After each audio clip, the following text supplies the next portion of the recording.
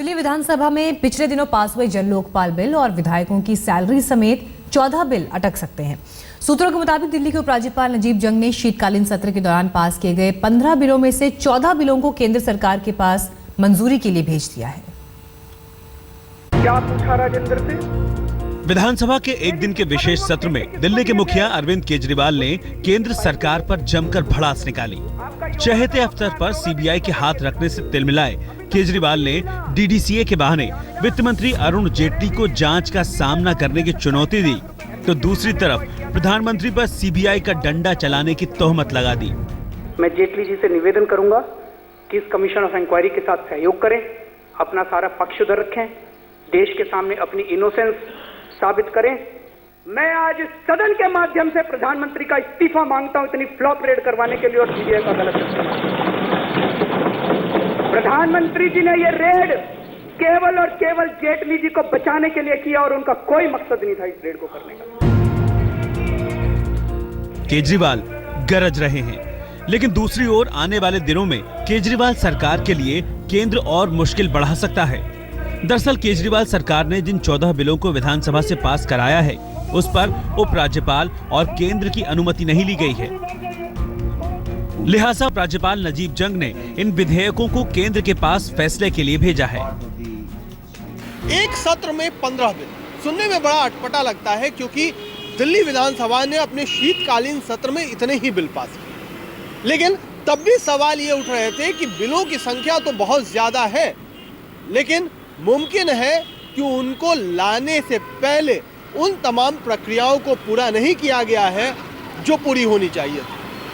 और यही सवाल अब उपराज्यपाल भी पूछ रहे हैं, और शायद यही वजह है कि केंद्र के पास तमाम बिल भेज दिए गए हैं। अब आपको बताते हैं कि दिल्ली सरकार के कौन कौन से विधेयक लटक सकते हैं।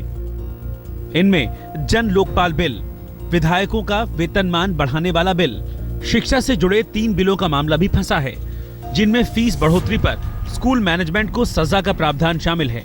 वहीं नर्सरी एडमिशन के नियमों में संशोधन और शिक्षा के अधिकार कानून के तहत 8वीं क्लास की बजाय 3री कक्षा तक ही छात्रों को फेल न करने का बिल भी शामिल है। वैट कमिश्नर को ताकत देने वाला वैट संशोधन विधेयक, सिटीजन चार्टर में भी बदलाव का प्रस्ताव, सीआरपीसी में बदलाव कर अपनी ही सरकार को जांच का अधिकार देने वाले बिलों को भी केंद्र के पास भेज दिया गया है। उपराज्यपाल सचिवालय के सूत्रों की माने तो इन बिलों को पेश करने से लेकर पास करने तक नियमों और तय कार्यप्रणाली का पालन नहीं किया गया, जबकि दिल्ली विधानसभा के अध्यक्ष कह रहे हैं कि बिलों को पास करने में नियम का ख्याल रखा गया है। जनता के हित में वो सारे बिल हैं, उनको पारित करके वापस भेजे, और फिर भी केंद्र सरकार को कुछ लगता है उसमें, मुख्यमंत्री से चर्चा करें, उप मुख्यमंत्री से चर्चा करें, वापस भेजने से पहले उनको कोई अमेंडमेंट दिखाई देता है, कुछ लगता है, उस पर चर्चा की जा सकती है। दिल्ली विधानसभा का शीतकालीन सत्र 3 हफ्ते तक चला। कई घंटों की बहस के बाद बिल पास करवाए गए। अब गलती चाहे केजरीवाल सरकार की रही हो या फिर सियासत का पेंच इन बिलों में फंस रहा हो, लेकिन नुकसान तो दिल्ली की जनता का ही होगा। रोशनी ठोकने के साथ कुमार कुणाल, दिल्ली आज तक। डीडीसीए मामले पर इस वक्त का अपडेट यह है कि वित्त मंत्री अरुण जेटली अदालत पहुंचे हैं। उन्होंने मानहानि का केस दर्ज किया है आम आदमी पार्टी के नेताओं के खिलाफ, और अपना बयान दर्ज करवाने वो दिल्ली के पटियाला हाउस अदालत में पहुंच